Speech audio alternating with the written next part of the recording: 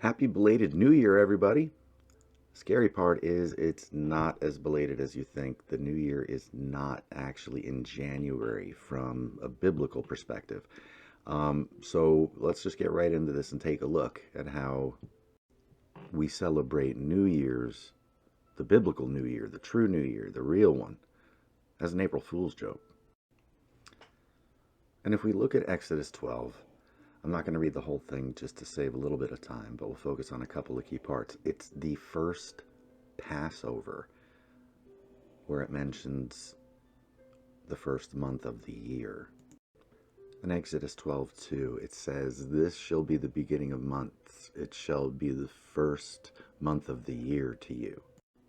It goes on to talk about the instructions for the first Passover, as well as the Feast of Unleavened Bread, 14 days after the start of the new year, just after spring.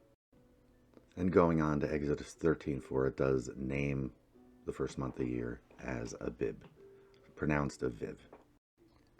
And we'll take a look at the book that I have that's come in very handy, the Book of Biblical Names. And it actually has a listing of the calendar year, the Jewish calendar year. And it starts with Nisan, which was changed, but that was originally called Abib.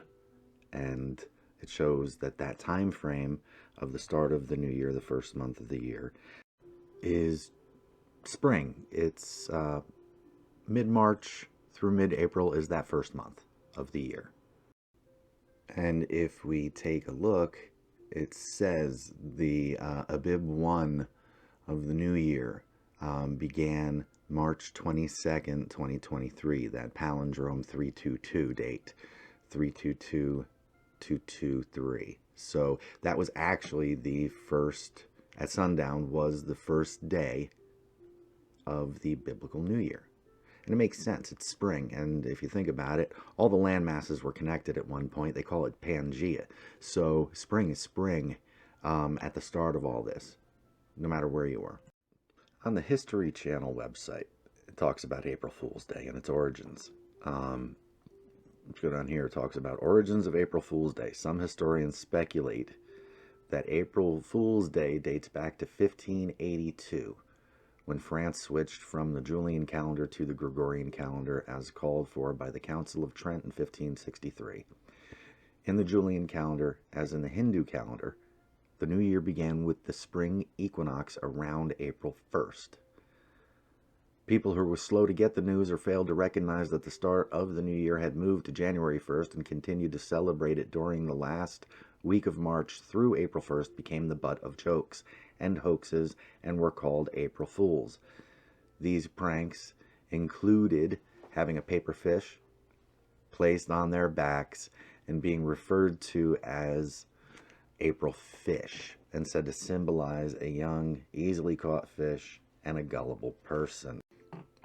And since we're talking about origins here, let's look at where it got its name, April Fools. Let's look at Matthew 5:22. "But I say unto you that whosoever is angry with his brother without a cause shall be in danger of the judgment, and whosoever shall say to his brother, Raca, shall be in danger of the council, but whosoever shall say, Thou fool, shall be in danger of hellfire."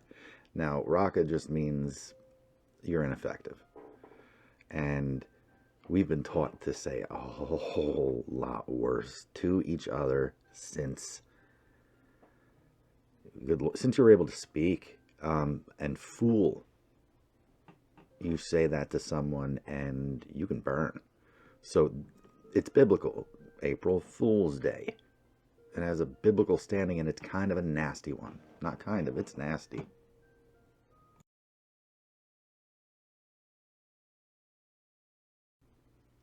And the start of the biblical New Year did not go unnoticed. And I'm going to start paying attention to this now. The biblical New Year going forward.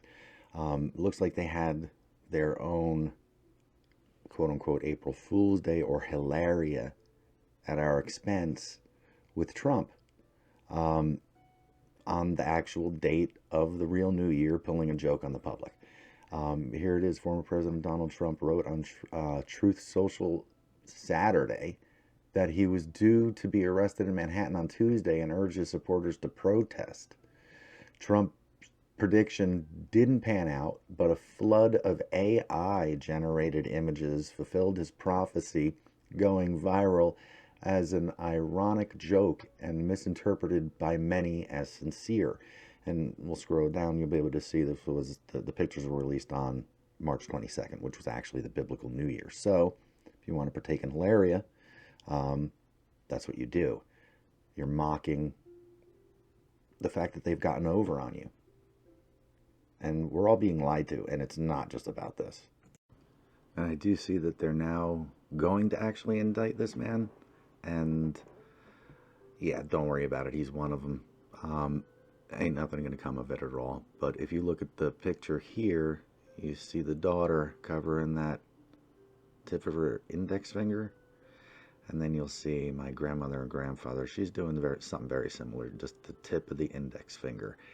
And if you watch my previous videos, they were them, my family. I was raised in this Luciferian, Freemason, satanic crap. I was raised in it, and it's real easy, especially after reading the Bible, to pick up on what's going on.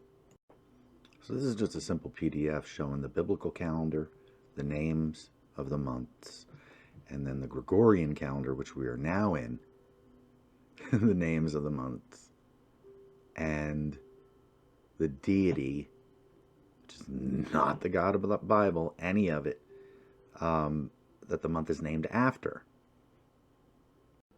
And just to show you what I came across and the truth of the matter, all planets, days, and months have origins. Their names have origins in pagan deities.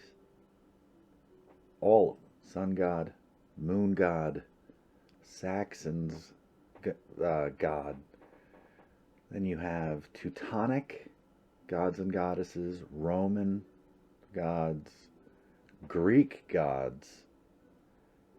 Even Julius Caesar. It's named after Julius Caesar, and August is Augustus Caesar. We're talking about pagan, satanic origins to everything that we do and every system in place. And if you look at the history of the calendar, first calendar is basically in Roman times. You're looking at Nundinae, Romulan calendar, Roman calendar in general, Julian calendar as well. Basically, you were working on a farm to market calendar system. So it was basically from spring in March until December.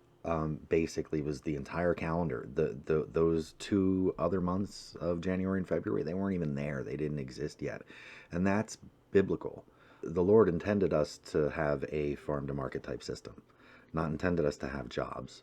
So your winters were spent, taking care, staying warm, taking care of the family, taking care of your house, taking care of your stuff.